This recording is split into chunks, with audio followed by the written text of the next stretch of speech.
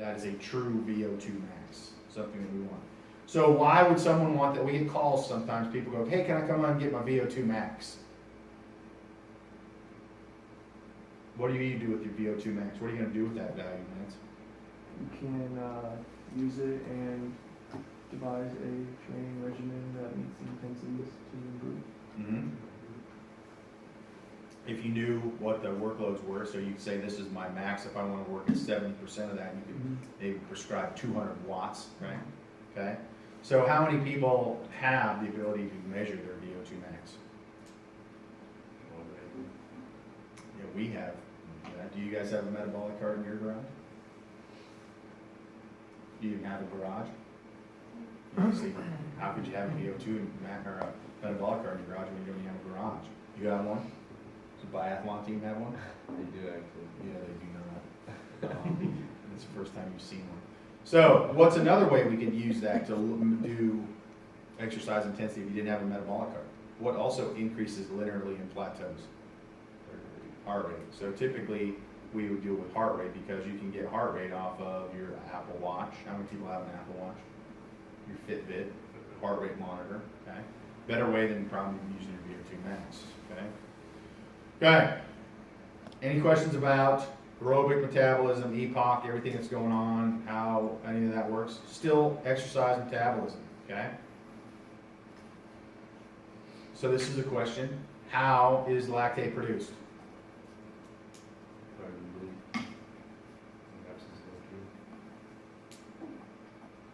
Converted to lactate by what?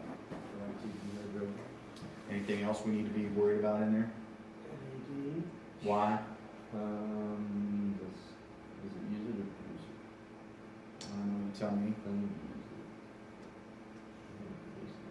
You think it uses it or produces it? You think it uses it or produces it? What is it? I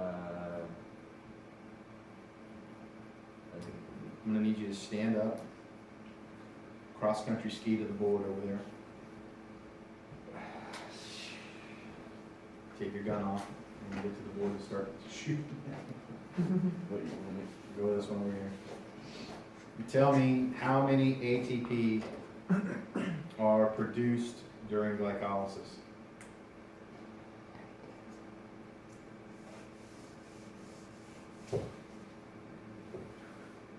How many NADHs are produced during glycolysis?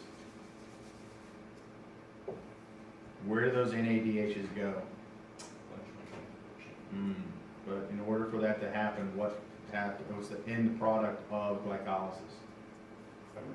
Pyruvate. And then pyruvate would go where? It would go through stage 1 and be converted to acetyl-CoA, that then would be go into the Krebs cycle, is that correct? But if pyruvate is now not going to the Krebs cycle, stage 1, stage 2, and it's being converted to lactate by dehydrogenase, are we producing NADH or are we using NADH? Why? Two, exactly. You have two NADHs right there. So draw me the chemical equation for lactate to pyruvate, including the enzyme and cofactors that might be in there. What?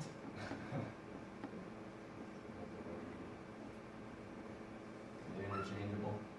Sure. Are they interchangeable? Yep.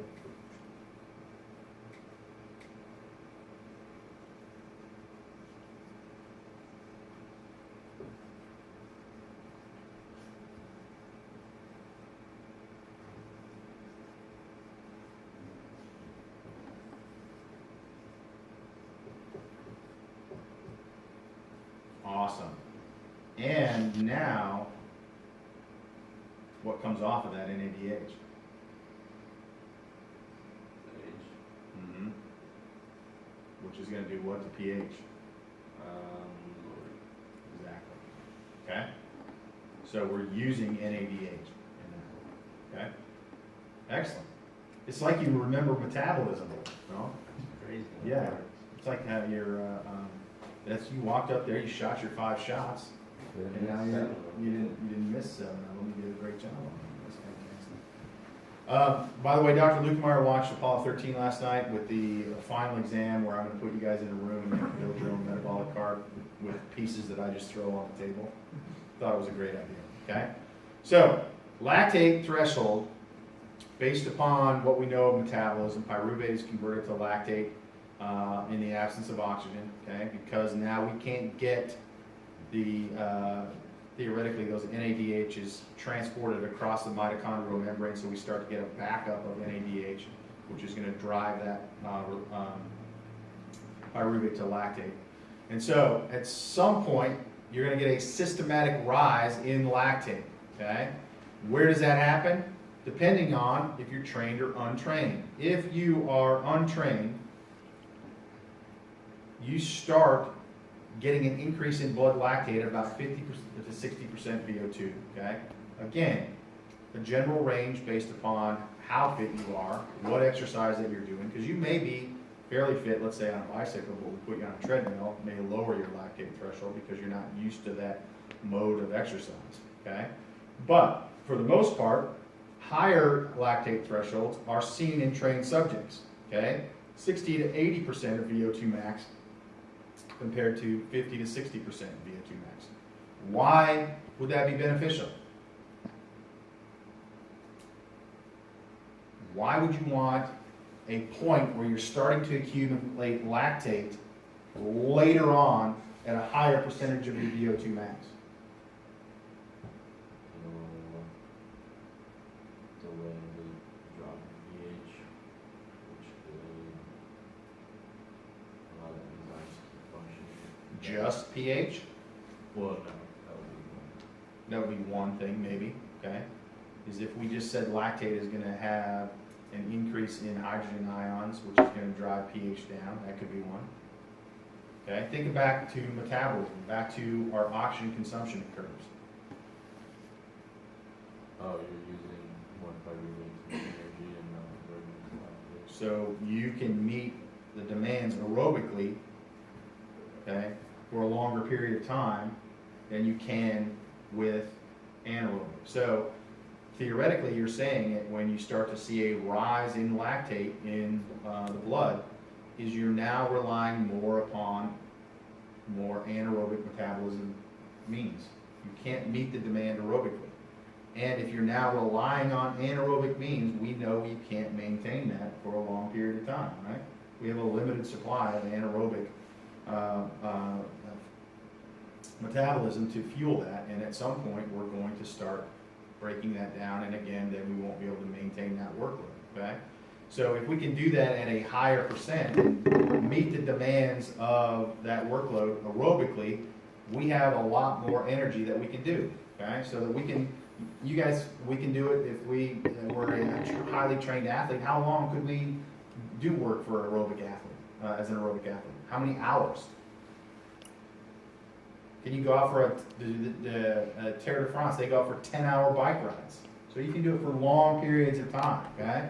Whereas if they start to go anaerobic, you're going to increase onset of fatigue, and you won't have enough of that anaerobic supply of ATP to make that exercise last.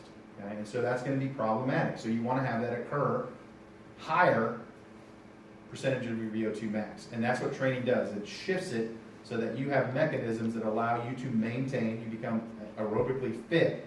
Your body's able to use those aerobic metabolism pathways more efficiently, and we don't rely on anaerobic metabolism as soon in the exercise, okay?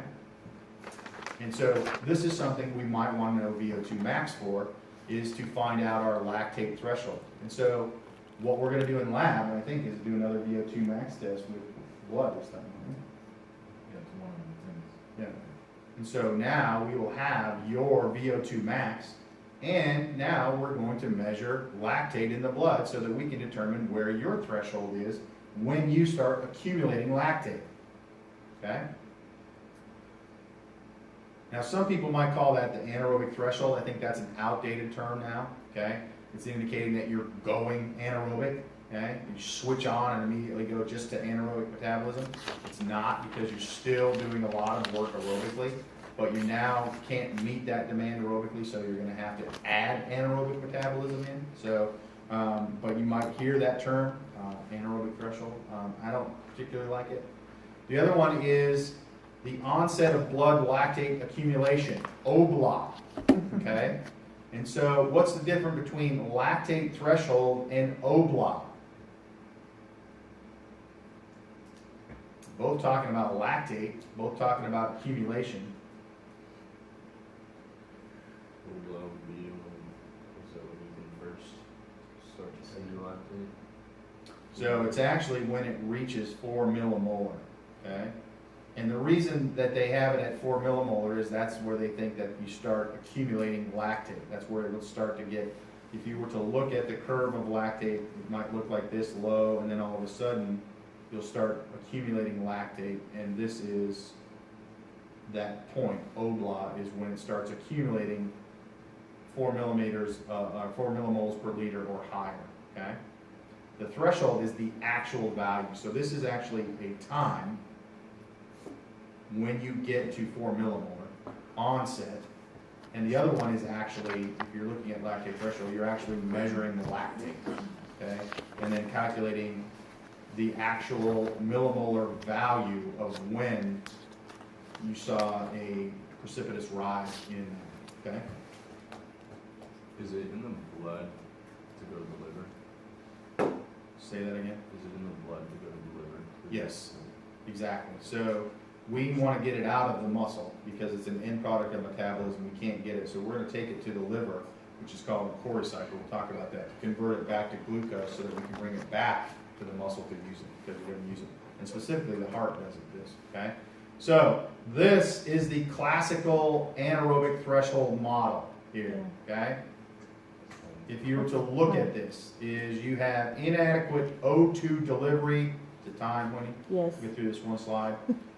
Then you go to anaerobic metabolism, you get an increase in lactate, lactate, or lactic acid in this case, so I like lactate. And then we have buffering. We want to get rid of that lactate, so we have some buffering ways that we can do that. So what happens is you get a nonlinear increase, okay, and in your O2, or if you were to look at lactate, a nonlinear increase in lactate, and a delayed steady state. And so what's going to happen in all of this is you have to do something in regards to this lactate. What are you going to do to get rid of this byproduct of metabolism that's now anaerobic? And so these guys, Wasserman, okay, is the person that has done a lot of work in this with regards to this classic theory of anaerobic threshold. So you guys don't have to know that, but there's some changes now that go with this. But this is what it should look like, okay?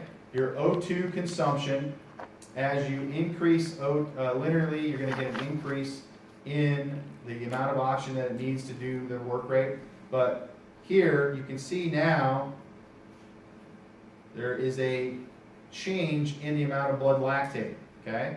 And so if you were to look at this, one of the things that we said, this is millimolar, is 4 was the OBLA onset of it, so we look at the time that would reach there. But you guys are going to be actually measuring the levels of lactate in the blood to look at where that threshold is, where lactate starts accumulating in the blood and indicating that you have gone to start using anaerobic metabolism, okay? So this is something that will take place, and Dusty will talk about it in more detail in the lab with regards to lactate and how we're going to do that, okay? And this guy right here, anybody know who that is? Lance Brooks. No. It's George Brooks. Wrote the book on lactate. George Brooks does. So we start producing more lactate than we can get rid of. It starts to rise in the blood. And I expect reports from the lab this week.